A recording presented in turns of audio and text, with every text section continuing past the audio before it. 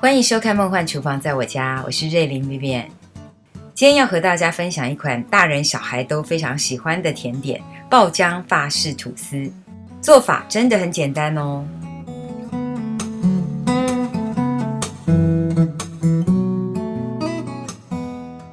我们先来准备材料的部分：4片的吐司。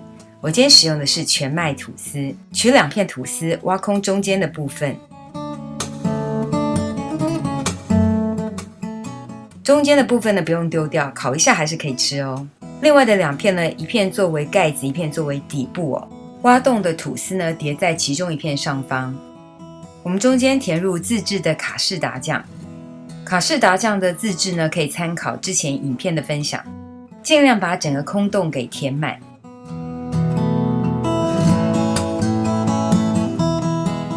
最后再盖上另外一片的吐司。接着我们把完成的吐司盒子的每一面呢，都均匀的沾上全蛋液。这个全蛋液呢，就是单纯的鸡蛋打散，我没有添加任何其他的东西。喜欢奶味重的可以加入鲜奶或是鲜奶油。热锅加入冷压的椰子油，香气比较够。如果想要加入一般的食用油、橄榄油都可以。油温烧的差不多之后呢，我们就可以直接加入法式吐司盒子了。把每个面都煎到金黄上色，香气四溢就可以咯。翻面的时候要小心哦，不要全部都散掉了。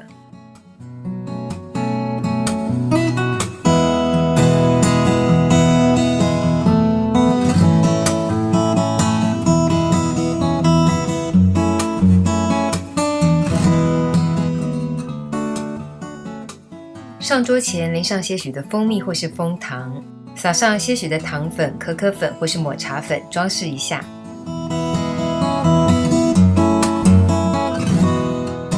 超美味的爆浆法式吐司就可以上桌咯。